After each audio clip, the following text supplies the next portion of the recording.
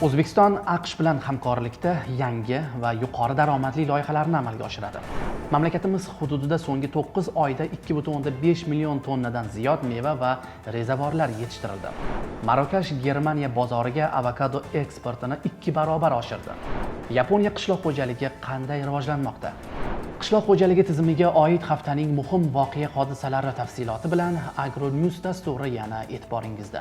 Mazkur hafta joriy mavsumga doir amalga oshirilayotgan agrotexnik ishlar samaradorligini o'rganishga bag'ishlangan rasmiy tashriflar, uchrashuvlar hamda tizim rivojiga yo'nalgan hamkorlik kelishuvlariga boy bo'ldi. Kanalga obuna bo'ling, videoga like bosing va yaqinlaringiz bilan ulashing. Biz boshladik. Milliy statistika qo'mitasi ma'lumotlariga ko'ra 2025-yilning yanvar-sentyabr oylarida respublikadagi barcha toifadagi xo'jaliklar tomonidan qariyb 2,6 million tonna meva va rezavorlar yetishtirilgan. Ushbu ko'rsatkich o'tgan yilning mos davriga nisbatan 4,3% ga o'sgan. Hududlar kesimida yetishtirilgan meva va rezavorlar hajmi bo'yicha Andijon viloyati 496,256 tonna ko'rsatkich bilan peshqadamlik qilmoqda. Marokash Germaniya avokado bozorida o'z ulushini tobora kengaytirib bormoqda. Rasmiy ma'lumotlarga ko'ra, mamlakat ushbu yo'nalishda eksport hajmini keskin oshirgan. Germaniya statistika idorasining xabar berishicha, 2024-yil noyabrdan 2025-yil avgustigacha bo'lgan davrda Marokash eksportchilari Germaniyaga 19,6 ming tonna avokado yetkazib berishgan. Umumiy qiymati deyarli 80 million AQSh dollarini tashkil etgan ushbu ko'rsatkich o'tgan yilgi natijadan 2 baravar. 2021-2022 yilgi mavsumdan esa qariyb 6 baravar yuqori bo'ldi.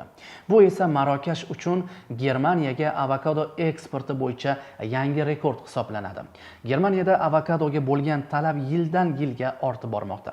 Buni mamlakatga ushbu mevaning umumiy import hajmi o'sayotgani ham tasdiqlaydi. Shu bilan birga Germaniya bozoriga avokado yetkazib beruvchi mamlakatlar soni ham kengaymoqda. Agar avvalgi 2 mavsumda mahsulot 26 mamlakatdan import qilingan bo'lsa, joriy mavsumda bu raqam 30 ta davlatga yetgan. Ularning 12 tasi Germaniya bozoriga 1000 tonnadan ortiq avokado eksport qilgan. O'zbekiston Respublikasi Prezidenti Shavkat Mirziyoyevning AQShga amalga oshirgan rasmiy tashrifi va erishilgan kelishuvlar boshqa sohalar singari qishloq xo'jaligi tizimi uchun ham ko'plab imkoniyatlar eshigini ochmoqda. Birgina misol, O'zbekistonda paxtachilik sohasida karbon marka tizimini joriy etishga qaratilgan hamkorlik memorandumi imzolandi. Bu tashabbus xalqaro miqyosda barqaror ishlab chiqarishni rivojlantirish va ekologik texnologiyalarni joriy qilishga xizmat qiladi. Shuningdek, 2026-yilda O'zbekistonda International Cotton Day xalqaro tadbirini o'tkazish bo'yicha kelishuvga ham erishildi. Qishloq xo'jaligi vaziri Ibrohim Abdurahmonov Markaziy Osiyo mamlakatlari va AQSh yetakchilarining C5+1 formatidagi sammiti doirasida Xalqaro paxta maslahat qo'mitasi direktori Erik Trachtenberg bilan uchrashib, o'zaro hamkorlik natijalari va kelgusi rejalarni muhokama qilar ekan, mazkur forum mamlakatimizda paxta yetishtirish sohasida amalga oshirilayotgan islohotlar, innovatsion yondashuvlar va ekologik barqaror ishlab chiqarish amaliyotini namoyon etish uchun muhim platforma bo'lib xizmat qilishi bilan ahamiyatli ekanini alohida qayd etdi. Shuningdek, vazir sammit davomida Xalqaro oziq-ovqat siyosat tadqiqot instituti bosh direktori Surish Babu, CNH Industrial kompaniyasining Shimoliy Amerikada hukumat bilan aloqalar bo'yicha rahbari Matthew Hart, AQSh qishloq xo'jaligi departamenti ilmiy tadqiqot, ta'lim va iqtisodiyot bo'yicha o'rinbosari Dr.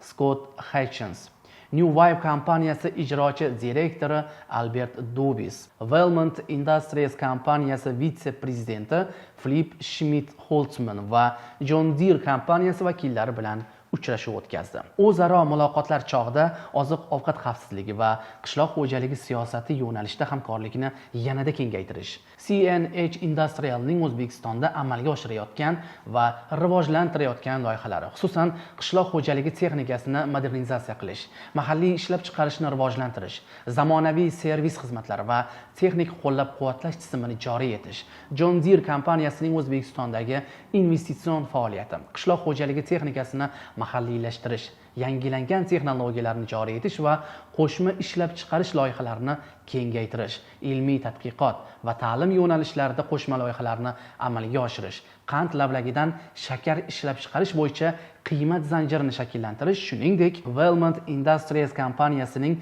yomg'irlatib sug'orish tizimlarini bosqichma-bosqich O'zbekistonda joriy etish va ishga tushirish kabi muhim masalalar muhokama qilindi. Uchrashuv davomida Qishloq xo'jaligi vazirligi hamda AQShning John Deere va New Wave kompaniyalari o'rtasida hamkorlik memorandumi imzolandi. Valmont Industries kompaniyasi bilan esa hamkorlik kelishuvi ham imzolandi. Qayd etish lozim, mazkur kelishuvlar ikki tomonlama munosabatlarni yangi bosqichga olib chiqish, qishloq xo'jaligi sohasidagi qo'shma investitsiya loyihalarini amalga oshirish va innovatsion yechimlarni tatbiq etishga xizmat qiladi. Aholini oziq-ovqat mahsulotlari bilan barqaror ta'minlashga doir qo'shimcha chora-tadbirlar to'g'risidagi prezident qarori qabul qilindi. Qarorga ko'ra, endilikda tijorat banklari tomonidan ozuqabop va moyli ekinlarni yetishtirish xarajatlarini moliyalashtirish uchun hosil qiymatining 50%gacha yillik 12% stavkada 12 oy muddatga imtiyozli kreditlar ajratiladi.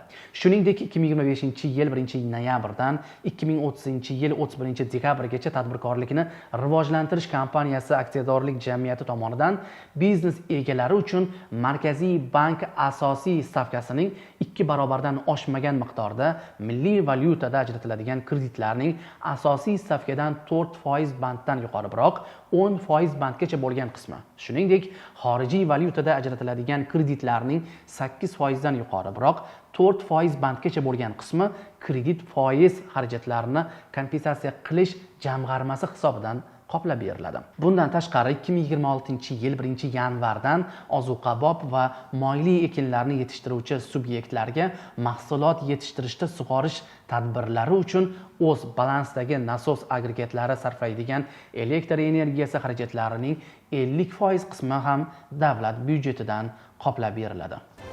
Yaponiya qishloq xo'jaligi so'nggi yillarda ilg'or, raqamli va robotlashtirilgan texnologiyalar asosida jadal rivojlanmoqda. Mamlakatda hozirda aqlli dehqonchilik konsepsiyasi keng joriy etilgan. Masalan, Kubota, Yanmar va Hitachi kompaniyalari ishlab chiqargan avtonom traktorlar va robot yig'im mashinalari dehqonlarning ishtirokisiz mustaqil ishlay oladi. Ular GPS va sensor tizimlari yordamida maydon relyefini o'qiydi, o'simlik o'sish bosqichlarini tahlil qiladi hamda optimal ishlab chiqarish yo'nalishlarini belgilaydi.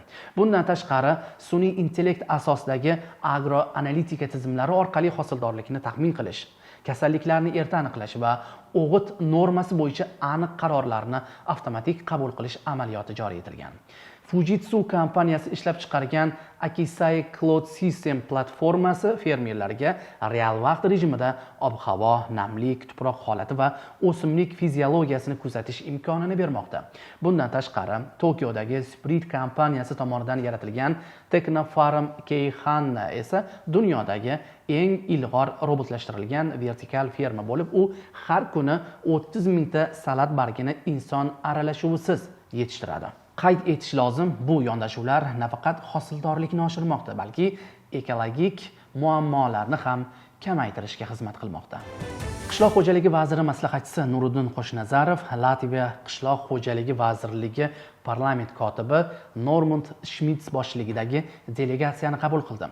Tomonlar agrar sohadagi o'zaro hamkorlikning yangi bosqichini boshlab beradigan uchrashuv o'tkazdi. Muzokaralarda Latviyadan O'zbekistonga torf importi orqali tuproq unumdorligini oshirish imkoniyatlari, shuningdek, qishloq xo'jaligi mahsulotlarining sifatini nazorat qilish uchun Bior laboratoriyasini O'zbekistonda tashkil etish masalasi ko'rib chiqildi. Shuningdek, daraxt urug'lari va o'rmon ko'chatlari yetishtirishda hamkorlikni yo'lga qo'yish, yashil makon tashabbusi asosida ekologik loyihalarni amaliyotga joriy etish bo'yicha ham istiqbolli rejalar tinglandi. O'zbekiston tomoni Latviyaning qishloq xo'jaligi kooperativlarini rivojlantirish borasidagi tajribasiga qiziqish bildirdi va hamkorlikning uzoq muddatli, o'zaro manfaatli yo'nalishda davom etishidan umidvor ekanini bildirdi. Bizda hozircha shular. Tarmoqdagi rasmiy sahifalarimizga obuna bo'ling, yangilik va ma'lumotlarni yaqinlaringiz bilan bo'lishing. Eng asosiysi, bizni kuzatishda davom eting. Ko'rishguncha.